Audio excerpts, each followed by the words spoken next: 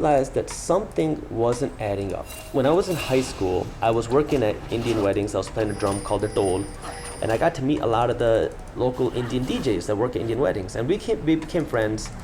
And they would say, you know, you have a lot of friends in high school. How about we start hosting teen parties in high school? Now I couldn't tell my parents this because again, anything that's not medicine related, gonna get me into medical school, I can't tell them. So I would do this all on the side. Even going to work at weddings, I had to kind of keep it all secret.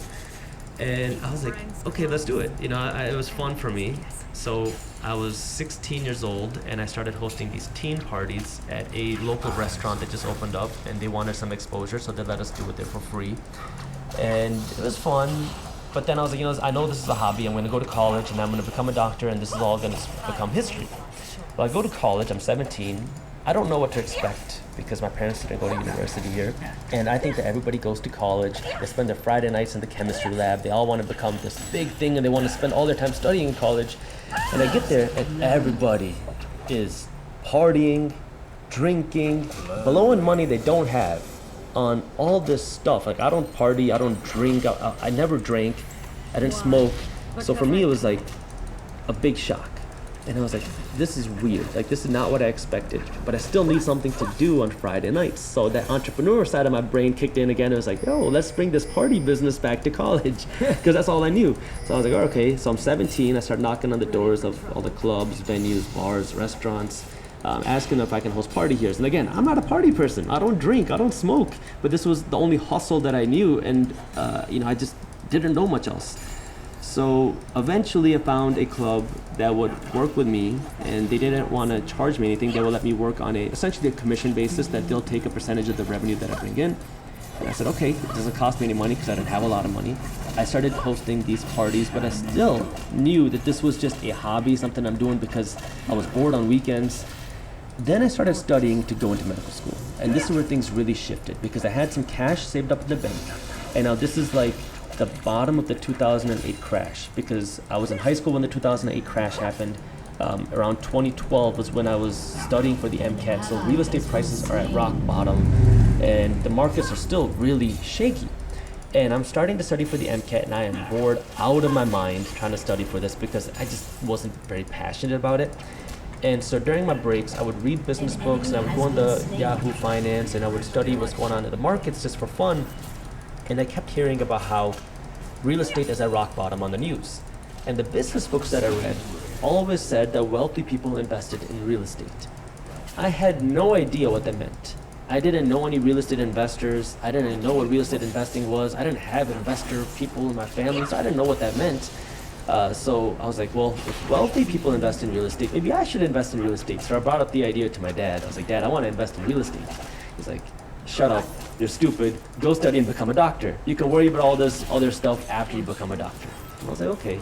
Now, I just want to say, I love my dad to death, my parents. This was just all they knew. They didn't have that financial education. But in the back of my mind, I'm always like, okay, what can I do? Maybe I don't got to tell my parents. I'll just do something else.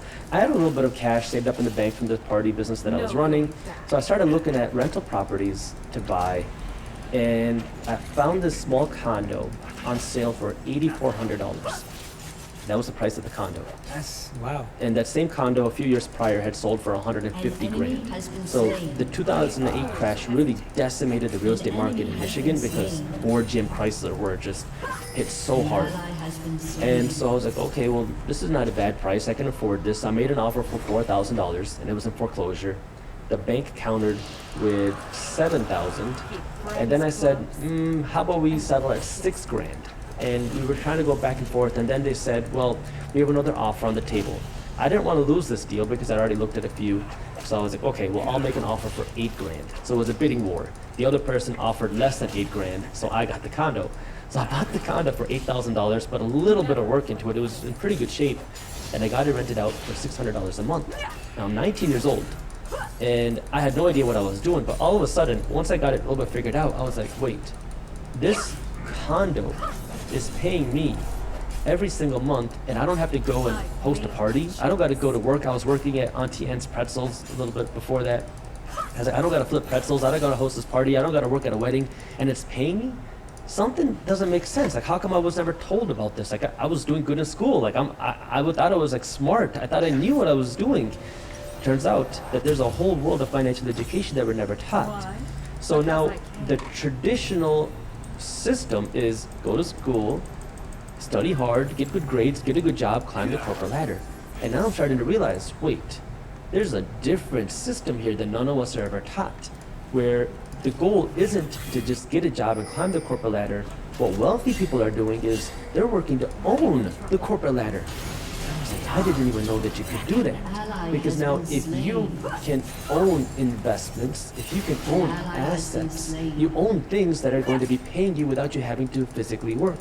And this is what wealthy people are working for. Yet none of us are ever taught this. None of us are ever taught in school, how do you manage money? None of us are ever taught, how do you invest your money? None of us are ever taught, how do you build wealth? None of us are ever taught, how do you generate passive income? Yet wealthy people are teaching their kids this, and they're able to figure it out because they have that education.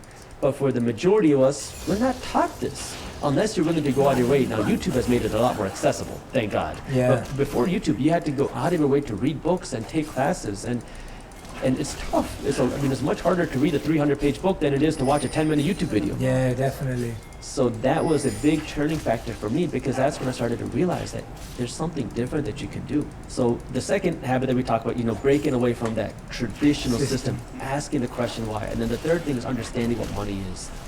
And this is a very tough concept to understand.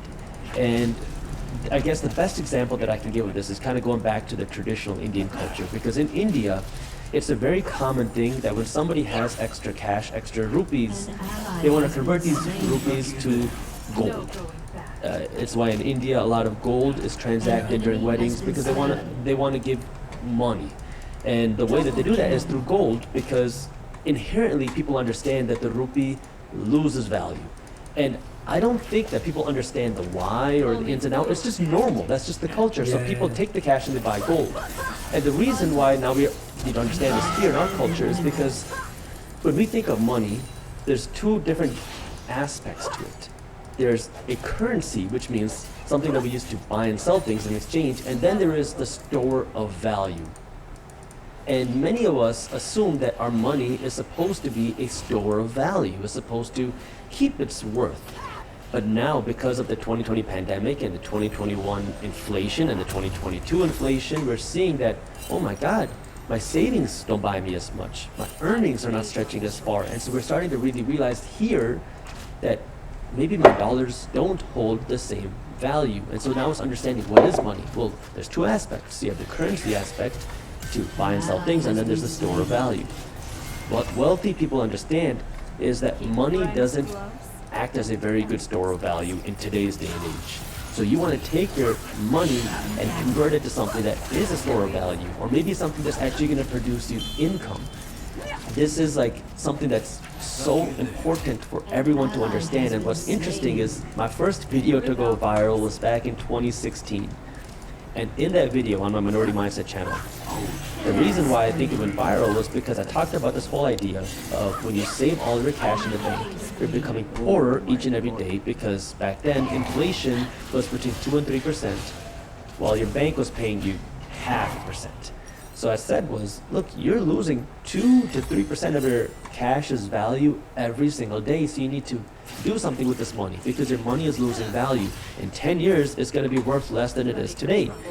Well, I didn't expect this 2020 pandemic to happen. I didn't expect all this craziness to happen, but now here we are with inflation significantly higher than 2 to 3%, and now people are really starting to understand that, whoa, what is my money?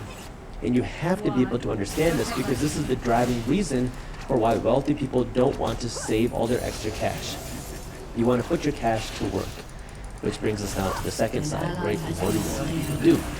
Well, the first thing, you have to understand how money plays a part in your life, like we discussed, right? How does money impact your life? That way you don't go out and just start chasing money, because one of the things that I realized was I started making way more money when I stopped chasing money, because when you're chasing money, you're chasing something that's illusory, it's just fake, it's just, it doesn't even feel good, and you're not going to be able to put your full self into it. But then the second thing, on the more financial side, is what do you do with that money? And one of the things that I realized is what wealthy people want is this thing called equity. And this is where you have a lot of benefits in America because you can't do this in a lot of countries. See, if you think about the traditional American dream, which is changing now, but the traditional American dream was you can work hard, buy a home, have a car.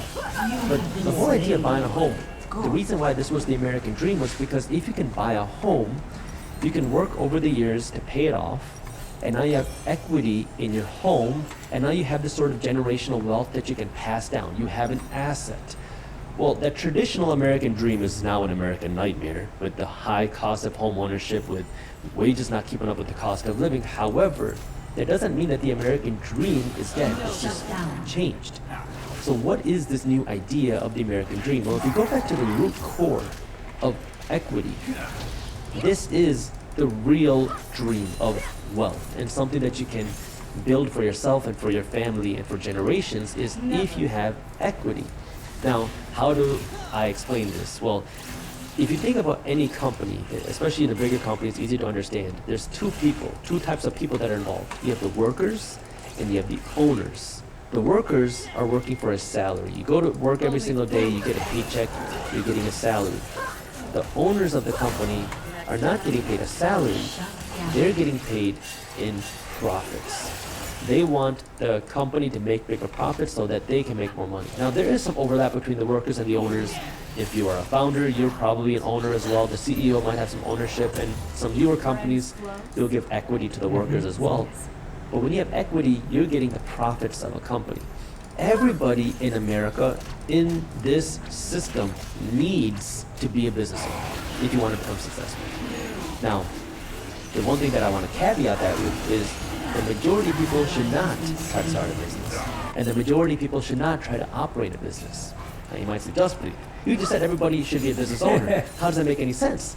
Well, you can own a business without working for the business. And now this is the question of what are you doing with your salary? What are you doing with your income? You can either build the equity by starting a company yourself or by building a home, or you can buy the equity. Now, how do you do that? Well, you have to understand the wealth formula. The wealth formula that I've come up with is you take your income minus your expenses, and that equals your investments plus your savings. So if you take your income, the amount of money that you make, and now you subtract all the things that you buy, your rent, your mortgage, your car payment, your groceries, your gas, you take away all of your expenses, and if you have a margin, well, now you have extra cash. Now you can save all or some of this money, but if you don't save some of it, then that money can be put to work in your investments. These investments, like I've been hinting at, is what makes wealthy people wealthy, and it's what keep wealthy people wealthy. These investments can be in the stock market, because anytime you buy a share of any company, if you go out and buy a share of, say, Amazon, you become one of the owners of the Amazon Corporation. You get to share in the profits. If the Amazon valuation goes up, your stock price goes up. The second way would be through real estate, not through your home, but through a real estate investment, buying a rental property that you're buying for the sole purpose of making money. This is something that can pay you every week or every year, every month. Then it can be through your own business, or if you don't want to build your own business, you can invest in startups. It's much more accessible now. You can own physical gold. You can invest in cryptocurrency if that's something that you believe in. So there's a lot of different ways to build this equity, but this is where now you need to be putting your money to work to actually buy and own and build this equity. Yeah, those are, first of all, I just want to say I love how structured your thinking is, and it's so great to break things down. And so anyone who's been listening or watching so far, make sure you go back and ask yourself which of those habits you're struggling with. Are you someone who's in the two S's, choosing to either spend or save? Are you someone who's being slowed down by systemic thinking and like being controlled about where that goes? Like really take a moment to reflect in this episode while you're listening, which part you want to work on, because I know right now some of you may be tempted to just turn this off and go, I'm overwhelmed, I don't want to hear about this, I'm scared about my money already, I don't want to talk about it. But I'm hoping that this is creating space for you to really sit down, introspect, and reflect. Going into that, I think one of the biggest issues that people have when they hear this, and I know that I had a long time ago when I first heard this, was I don't have enough to do anything with. And so I remember when I started hearing about crypto specifically, like very early on, like I probably heard about it like maybe like 13 years ago, probably the first time. Yeah, I was very early heard about cryptocurrencies like 12, 13 years ago, and I had just come out of the monastery, so I didn't have any money. Like I didn't have anything. And probably in about a year, I probably only had like 1,000 to invest. In my head, I go, that's not anything. What's that going to do? Yeah. Right? And I think a lot of people have that mindset. They're like, I only have $500. I only have $1,000. Like, what can I do with that? I might as well spend it on whatever it is because, or I'm going to save it because I need it for a rainy day. What does someone do when they have that mindset? When they're like, I don't have enough. How do you approach that? So when I was in high school, I really wanted a Ford Mustang. But my dad was like, no, can't buy a Ford Mustang. I wasn't going to get that car. But this is, again, when stock prices crashed. And the next best thing, if I couldn't buy a Ford Mustang, and I started reading the business books then, was I'm going to buy some of the Ford stock. Again, I didn't have a lot of money. My first investment in the Ford stock was $2 because that's how much the stock was trading for. Now it's much higher, but what I'm trying to get at is, you can start with a very little amount of money. I mean, nowadays with the new age of stock brokerages, if you have $10, you can start buying this type of equity. You can start building this type of equity. But the key now is the consistency and how often, like, doing it all the time. Because when I say consistency, people say, oh, anytime I have $100. Well, okay, what you want to do by consistency is make it automatic. Anytime you get paid, take a portion of that money and automatically invest it. Now, the next question is probably, where do I put this money? Do I just throw it into Tesla or Amazon? Well, if you're not willing to do that level of research, where you don't want to try to find the best companies, you don't want to invest in real estate, you don't want to get into the more, the more advanced type of stuff. You want to just put your money to work. Well, the simplest thing you can do is look at something called an ETF, which is an exchange traded fund, which gives you exposure not to one company, but many companies, maybe hundreds of companies. For example, there's something called the S&P 500, which is a group of the 500 biggest companies on the stock market, essentially the 500 biggest companies in America. You can invest in the S&P 500 by investing in just one symbol. So you invest in this one thing and you're getting exposure to 500 different companies. Now you don't have to worry about what each of these 500 companies are doing.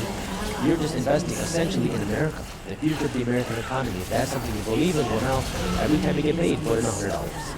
And now you just do this for the long term, whether the market is up or down, does not matter. You should not change your strategy. Just keep passively investing your money, make it automatic, make it passive. That way you don't have to even worry about it, and now you just keep building it up, because now it's the whole idea of compounding. You don't want to just throw your money in at once. You want to put a little bit of money and let that grow, put more money and let that grow, put more money and let that grow. I made a couple of videos where I talked about two people.